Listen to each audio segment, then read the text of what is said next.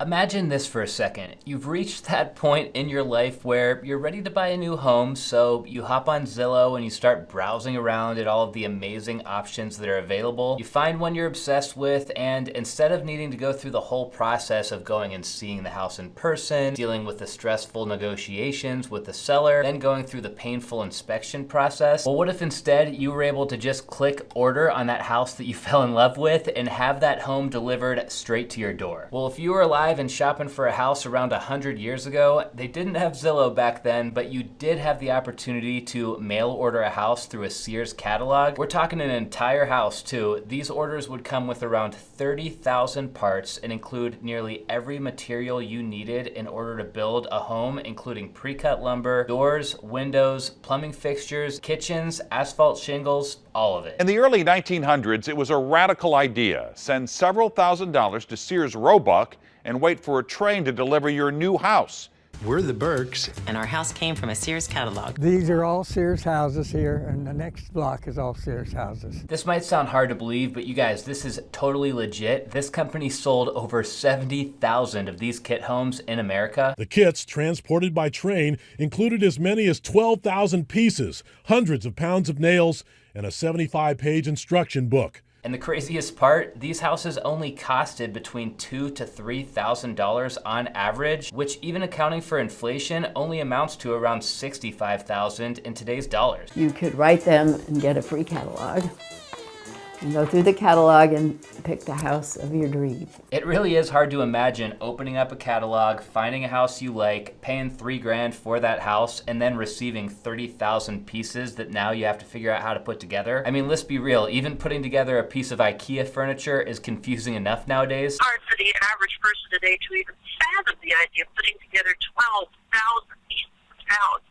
So that's one of the reasons they're historically significant, is they speak to a time in American history that is gone. Today, let's talk about the infamous Sears kit homes. Sears sold homes in these catalogs for 32 years from 1908 through 1940. And over this course of time, they offered literally hundreds of different options. Like, check it out. This is one of their earlier models. It's called Modern Home number 52. They priced this one at $1,995, which included free building plans. And they said they will build, paint, and complete the house so it's ready for occupancy. If we look down here, it shows us this model is concrete block construction. It's got 2 floors, and the floor plan is laid out in pretty good detail. Here we had another option available. This one was called Modern Home number 187, and it was only $1,273. If we look at the fine print, it tells us that for that price, they will furnish all the material to build the 7-room house consisting of lumber, lath, shingles, millwork, ceiling, flooring, finishing lumber, mantle, sideboard, building paper, pipe, gutter, sash weights, hardware, and painting material. But then if you look really close on this one, it does say that when you add in labor, cement, stone, and plaster, the entire house will actually run you closer to $3,120. Still not bad. As we get into the later year here, we have one called the Osborne House. This one was offered around 1930, and it cost $2,792. It came with everything you needed to build the house, although there were a few add-ons available. Like, for example, if you wanted oak doors and trim,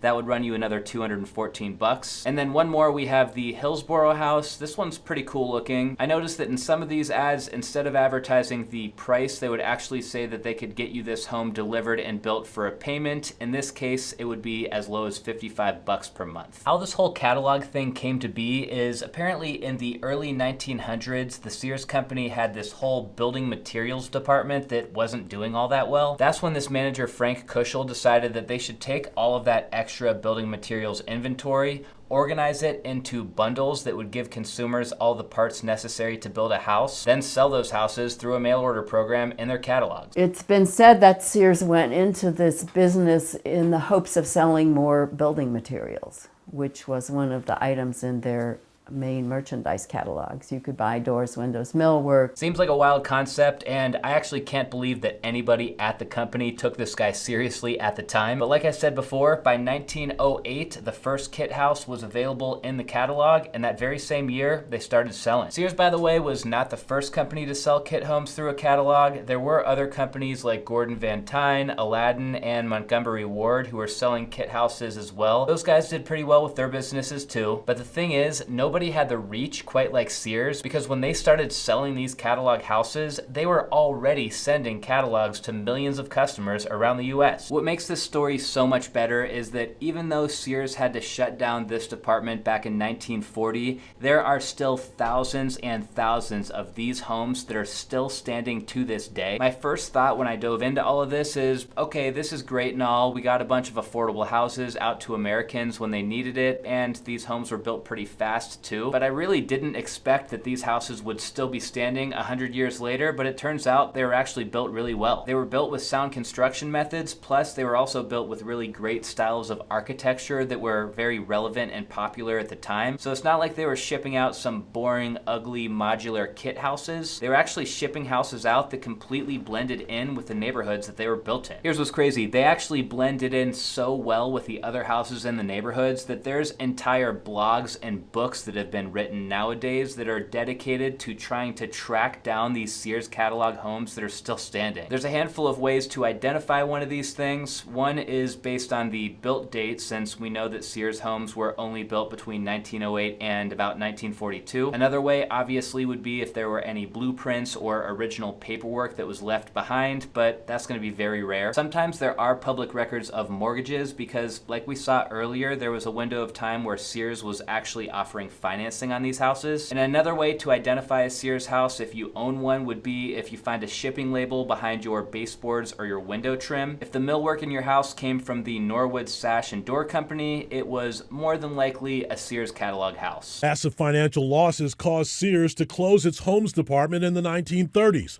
But Sears homes, many approaching 100 years old, survive all over the country. Nowadays, there's all kinds of companies who are doing these prefab manufactured homes and then shipping them out to your site. These groups exist all over the world, and they've definitely come up with some pretty cool looking options that would make for a nice little modern cabin or a vacation home. But none of these more modern companies are able to pull off what Sears was able to pull off way back in the day, and that is offering cool looking houses that were almost DIY style builds that were actually really affordable to the average American. A lot of people describe these houses as being so special because of what they represented at the time that they were being sold.